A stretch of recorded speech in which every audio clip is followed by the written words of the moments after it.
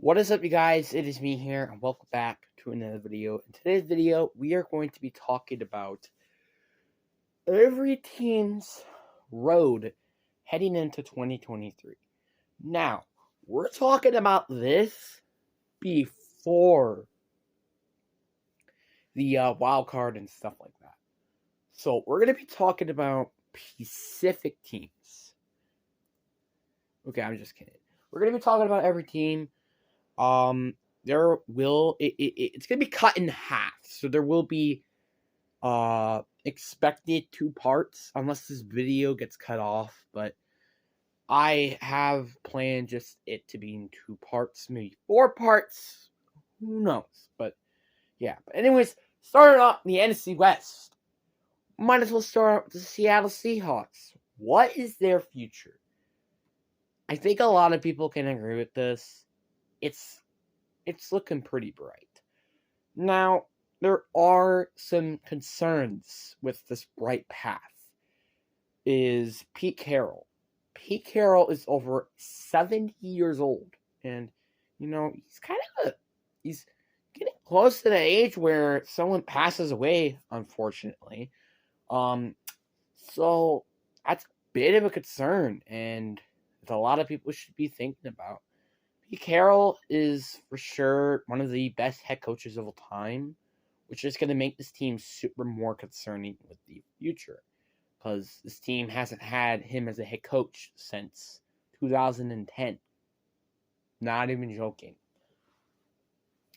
But this was it's interesting, but safe to say it's a bright path because they have made it to the playoffs and most of their rookies have played really good. So yeah, I wouldn't be too surprised this team plays good for the following years. Now we got the Arizona Cardinals, and this is a dark future. This is the most drought, this is like the worst possible team to be a fan of. Like, if you're a fan of the Cardinals, you might as well go be a fan of any other team. Because seriously, this is the worst team to possibly be a fan of, and the worst possible team in terms of competitive. There are been rumors of DeAndre Hopkins potentially getting traded during his all season. So with that, and with that $230 million extension of Kyler Murray, this is going to be a dark future for Arizona. Even if they start taking now, this is not going to be a team that is going to be winning a Super Bowl in a long time. Even like mainly because of Steve Keim. What? But anyways, now we're gonna do the LA Rams, and it is kind of tough to rate the Rams, but I'm honestly gonna put them in the dark path. Players like Matthew Stafford, Aaron Donald, Bobby Wagner, they're all in their 30s, and they're all the really good players to have outside of Jalen Ramsey. So yeah, that's a big concern of this team. And Cooper Kupp, he's about to be 30. So yeah, this is going to be a very dark path. And they don't have any first-round picks this year. So that's a big concern heading into the draft for LA, is that they don't really have any picks to go get like a franchise piece on, let's say, the O-line, the defensive unit, anywhere. They have to hope that they hit their big picks with their second and third rounders. Because if they don't, it's going to be a rough year for LA for another couple years, safe to say. Then you got the San Francisco 49ers, and let's face it, it's bright. Brock Purdy, which, as a Seahawks fan, really it really does hurt for me. As a Seahawks fan, it hurts to me that how good Brock Purdy can really be. As well as Trey Lance. So, like, if one of those two quarterbacks succeed, this is going to be a bright future. If not, well, it's not going to happen probably. Because we have seen a lot of good stuff out of Brock Purdy. And their defense has looked insane. And a lot of players are just gunning into their primes. So, safe to say, this is going to be a team that's going to succeed for years to come. Now we're starting off with the AFC West, which this is a very controversial division. to talk about, really, in my personal opinion, because there are a lot of ways where you could put this division at. So, yeah. But starting off with the Oakland Raiders, or I should say the Las Vegas Raiders. Las Vegas Raiders is easily going to be a dark future.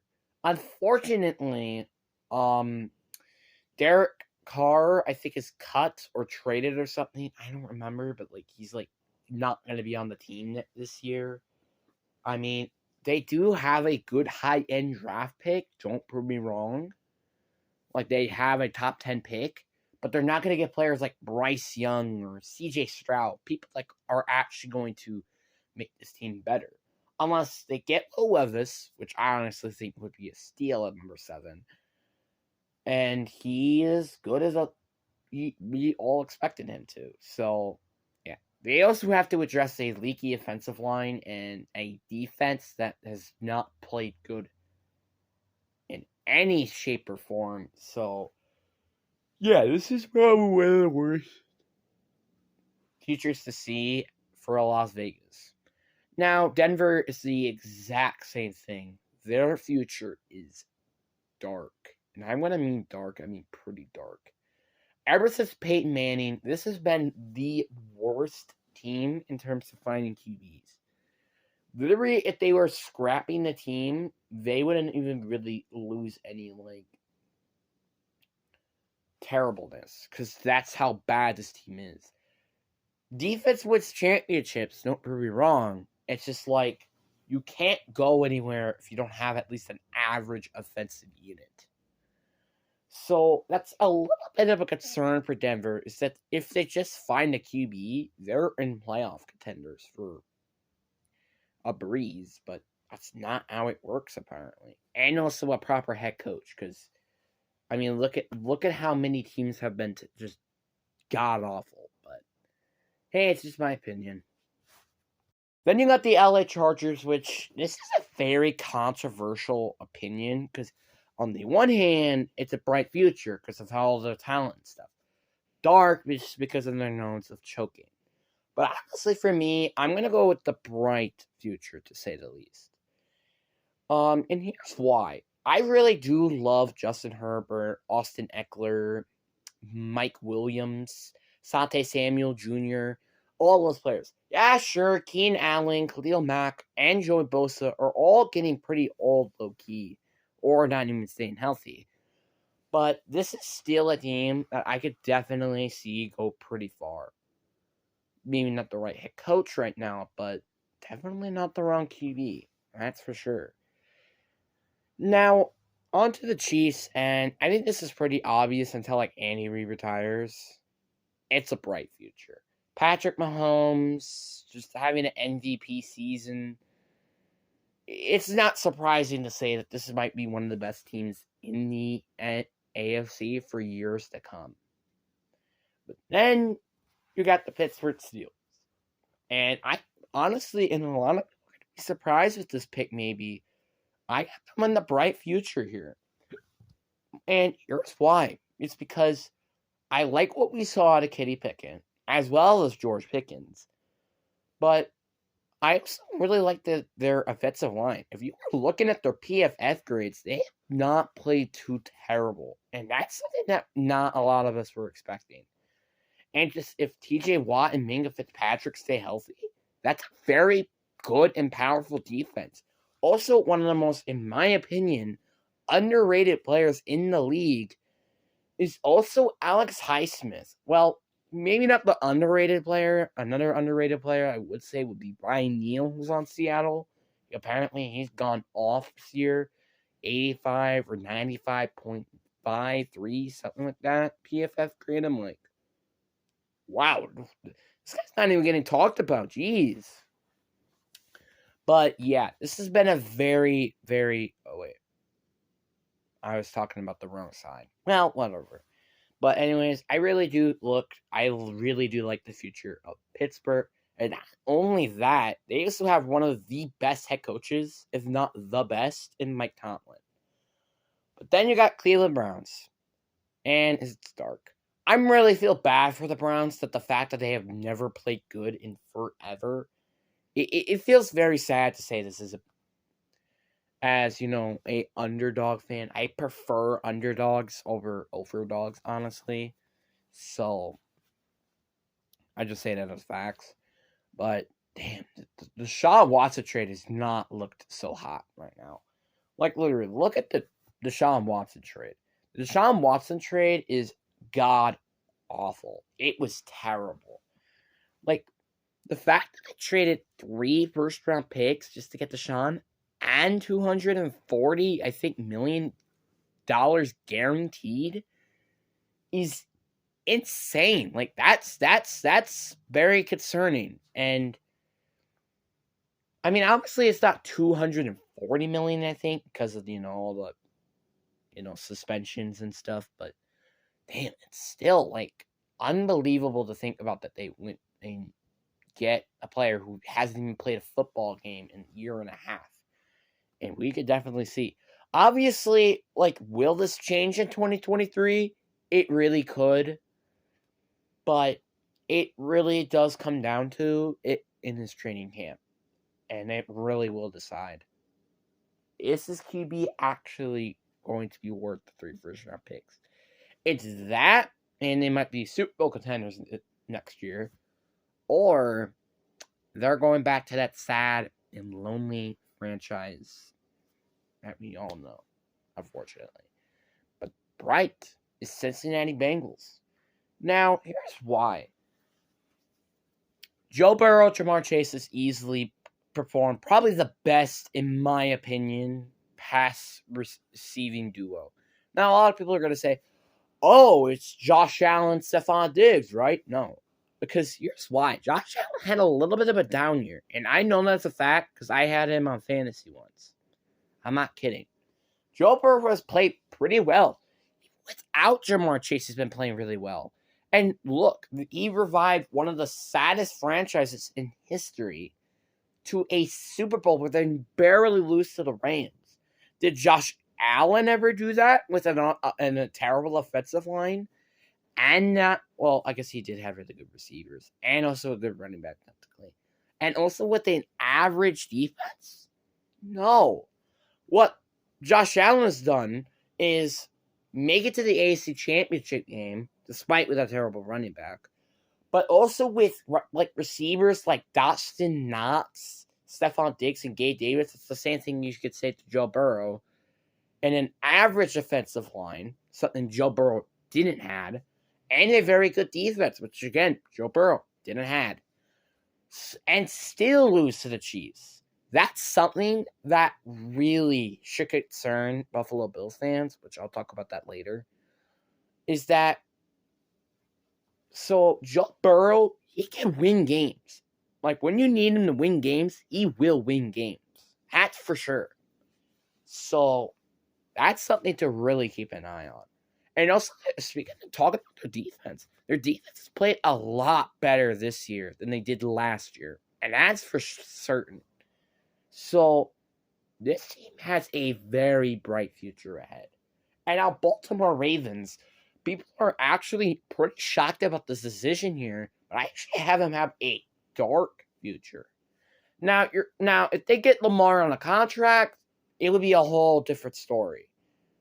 But right now, there has been some rumors that Lamar might actually have a franchise taker or be a free agent next year.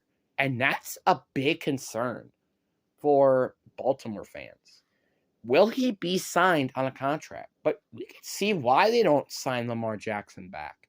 He has really a lack of actually staying healthy in one season. It's genuine truth.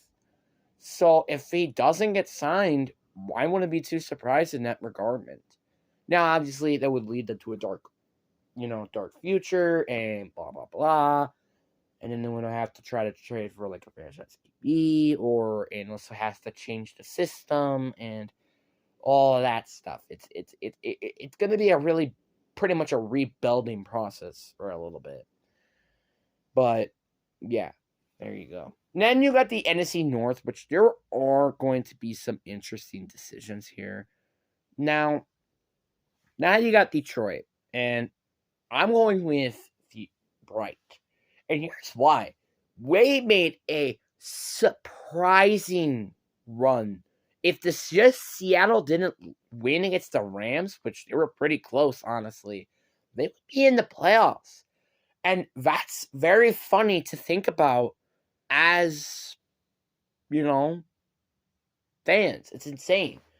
And that's pretty much proof that they have a good organization right now. And now with a, top 10 draft pick and 2 top 20 draft picks, oof, this might be a little bit of a sneaker of an NFC North winning team this year.